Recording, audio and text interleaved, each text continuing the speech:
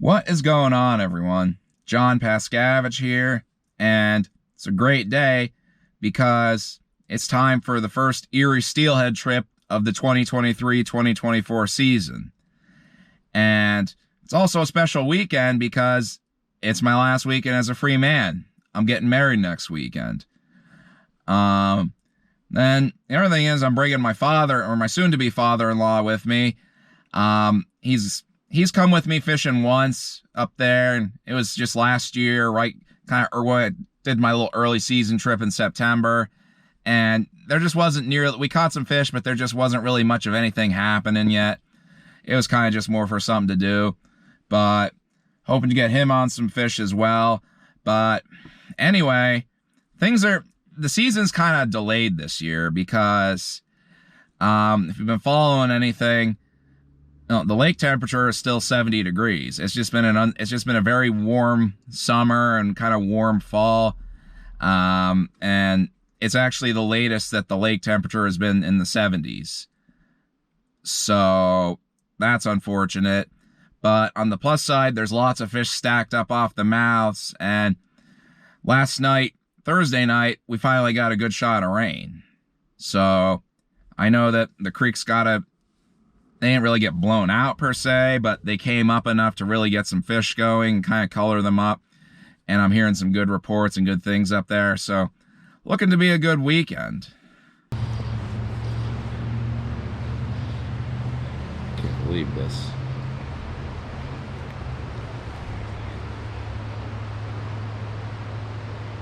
Got him.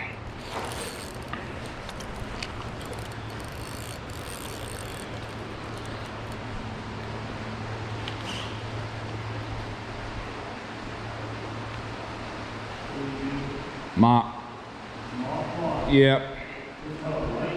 Yeah, I'll give you one here in a second. It's just tan with I got a peacock ice dub collar on it. Okay. Yep.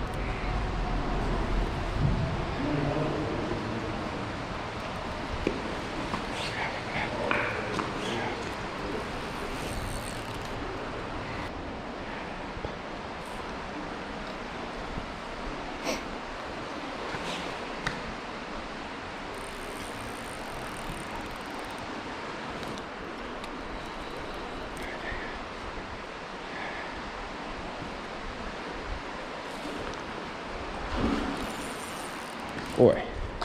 Woo.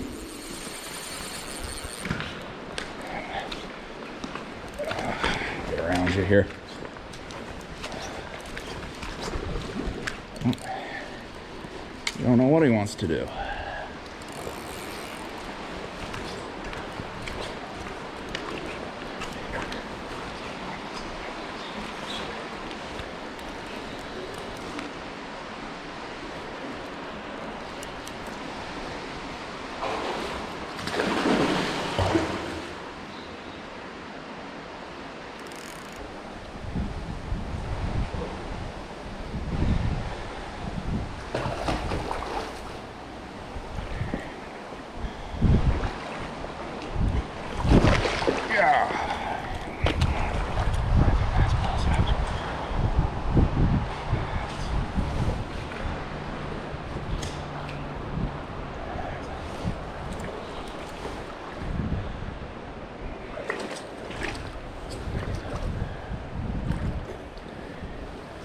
All right, on the board.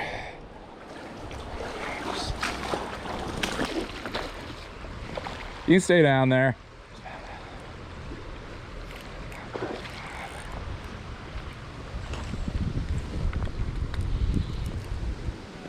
Nah, I got him.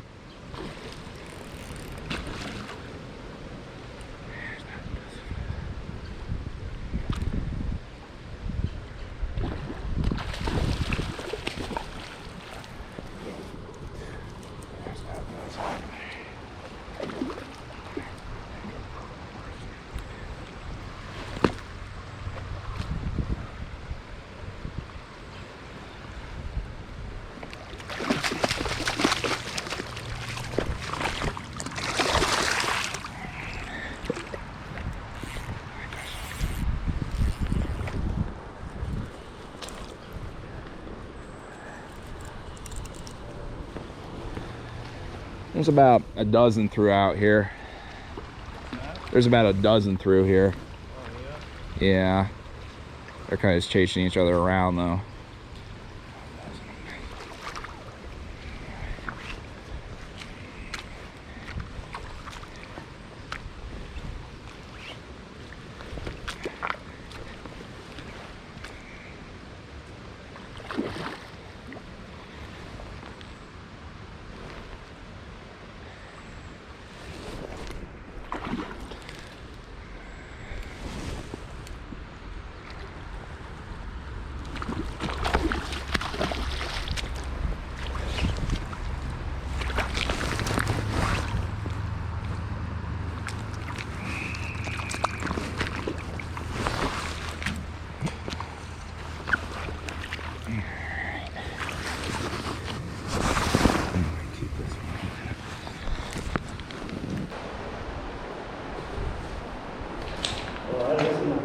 It is. It's probably a good 7 or 8, I'm guessing.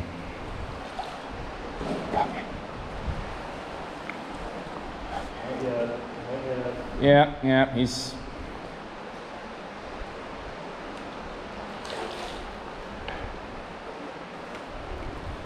Okay. Here he comes.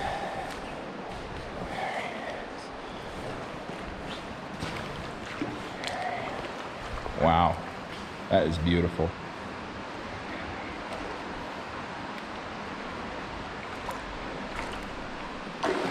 Wow. Oh. Oh,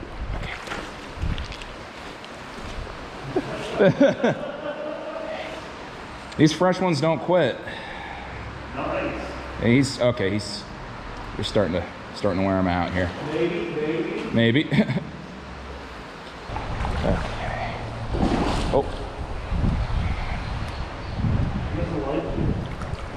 Doesn't like the net.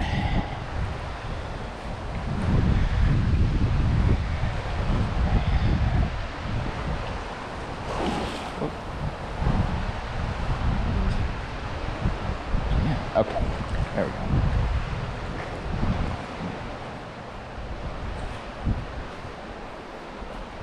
Okay. I think he's last night here.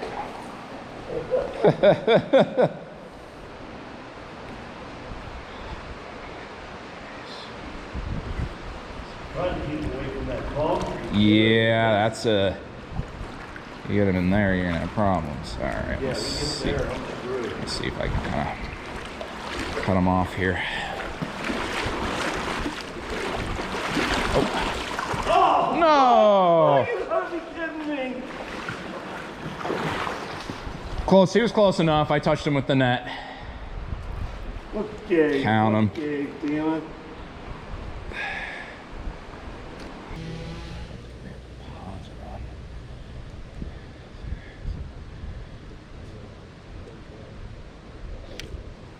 Fish on.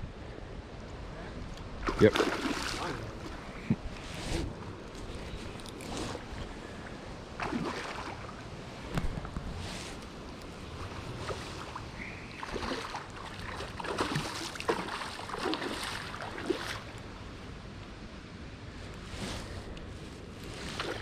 you have bait on, or you just have a line? It's a fly called a squirmy wormy. Yeah. I'm fishing it weightless and just letting it fall. Yep. Nice freshie.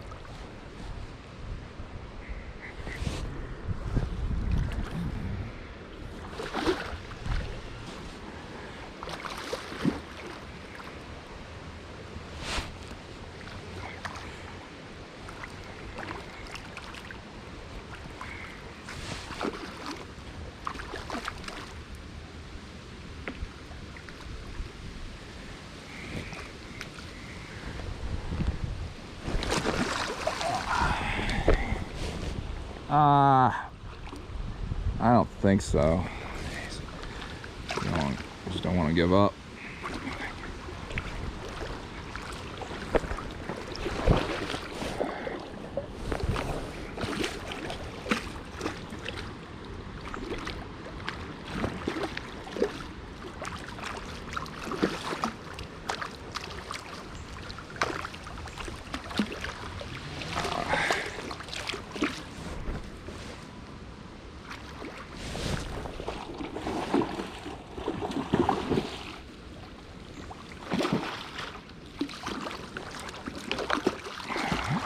Thanks.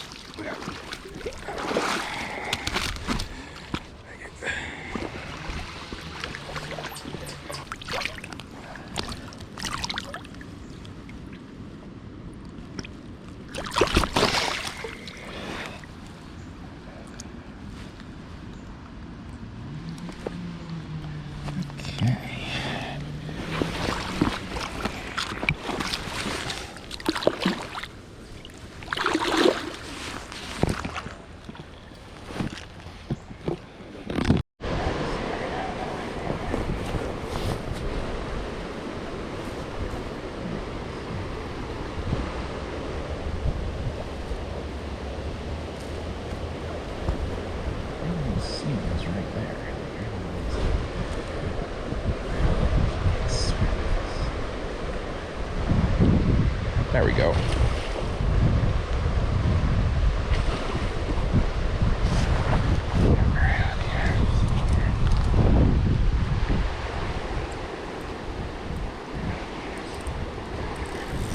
Right on the inner seam here.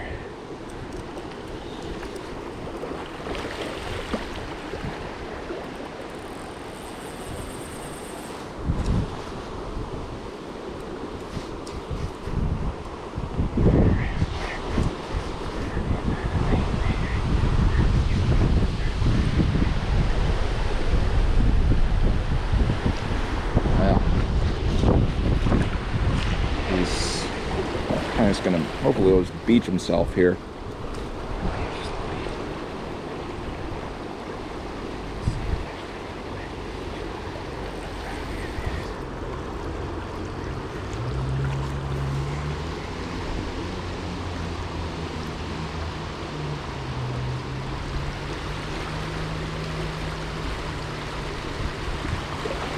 It's not where I want him to go.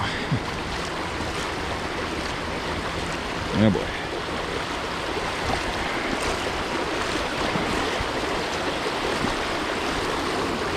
Shoot.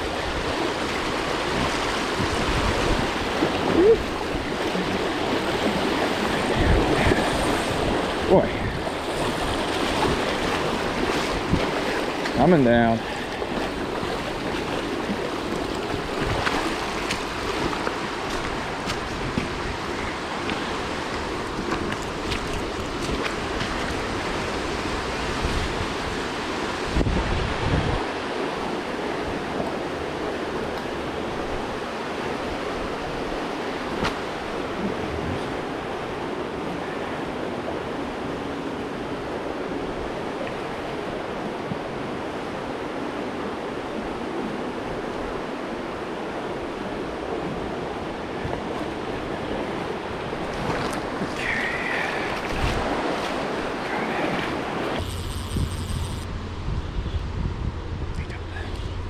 Took the zonker, the white zonker.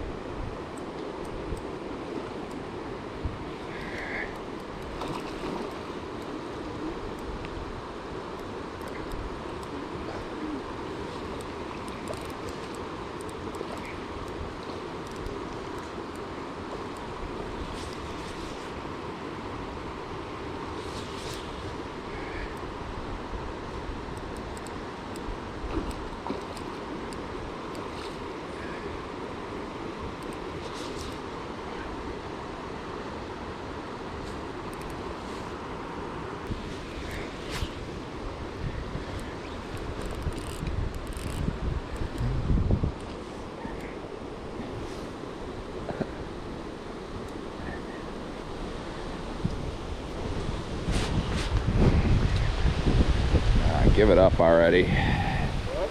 So give it up already.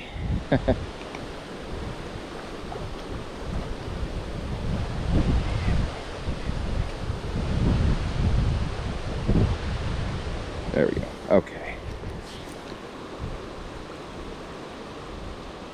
That's a nice freshy.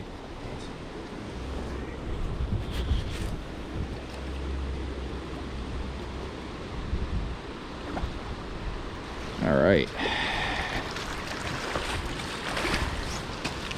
Whoa. Oh, geez. Oh. Well, Well, got him on film. I took the zonker, but... So, we fished the east side streams all weekend. Kind of stayed away from Elk and Walnut, kind of some of the spots I usually fish. Just kind of get away from some of the crowds. And, well, it was kind of strange because, well, first of all, I prefer the east side streams, but truth be told, I've gone looking there a bunch in the past few years, and I just haven't found nearly as much fish. I mean, you know, I like them just because they're, you know, a little more picturesque, and they kind of go through wine country and, you know, a little more of a rural setting. I mean, there's still, you know, some concrete blocks and houses and things like that around, but I just feel like it's much less so than, you know, the west side streams, Elk and Walnut. But anyway, what had happened was that Saturday we got to the stream, and it was low and clear to my astonishment. And what had actually happened was the previously mentioned rainfall from Thursday night, it hit the west side streams and brought them up, but for whatever reason it did little to nothing on the east side streams. So my strategy then was, we did find a bunch of fish stacked up in several holes, and the key there was low and slow weightless flies. Okay, and I'm going to show you exactly the flies I caught them on here. One's just, it's a weightless mop fly. It's cream color with just a it's a peacock ice stub collar, and it just, when it's weightless, it just shimmies really nice. It just has a natural look. And of course, the other thing I was catching them on were I have 3 different colors of squirmy wormies. I have a brown, a pink, and kind of a chartreuse color there. And I caught fish on all 3 of those colors. And just real slow, like I said, real slow, fishing them weightless. And I know I've harped on this quite a lot, but in those low conditions, which is just, it's kind of the fact of the matter is, you're going to be fishing those a lot on the Pennsylvania tributaries. You know, the majority of my fishing is in those just because that's kind of what we're given. But you'll notice that those fish are suspended. They're not right on the bottom. And, you know, with the kind of popularity of Euro nymphing and such in the last few years, I mean, so many guys are so eager to get that fly just right down to the bottom and get down there. I mean, that's great. That's a great strategy when the fish are on the bottom, but in the low clear conditions, they usually aren't on the bottom. They're kind of suspended, and the key is you want to keep your fly at or above their eye level. Okay, I mean, I know that if you follow me on social media, anywhere else, I harp on that tip a lot, but it's key. And you won't believe how many times someone said, oh, well, I went up and I saw tons of fish, but I didn't catch one. And I give them that tip, and then they come back like a week or 2 later and said, thanks, I caught my first one and a bunch more. So it's key. And I'm not quite sure. These flies here, when you fish them weightless, they're just natural. You know, they're natural, and I really like to let just their natural action kind of take over. You know, I'll twitch them, kind of twitch them and let them fall, let them shimmy a bit. And I think that just, it either attracts a reaction strike from some of these fish, or it's just so harmless and natural that they strike at it, and it works out really well. Now, on day 2, on Sunday, strangely enough, we had the complete opposite happen of the first day. Bunch of rain came in overnight. I'm guessing it was probably about a ½ inch or so, somewhere between 1/2 and 3/4. And the west side streams didn't get much of anything, but the east side streams got quite a bit. And I got there and I was faced with some higher conditions. And initially, I fumbled around a bit, tried a bunch of different things, and you know, the water was perfect, and there were fish moving up all day. Every now and then you'd see kind of the wake of one of them come up through the riffles and come up into one of the holes I was fishing. And I finally hit on one of my favorite combos for when the water comes up a bit, and that is this right here.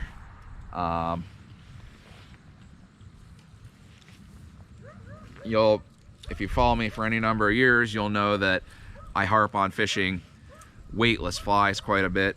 But in this case, what I wanted to do is I did want to get those flies down a bit more. And one of my favorite combos for when that water comes up is this right here. I learned this from Jeff Blood. He's a very accomplished fly fisherman in Steelhead Alley.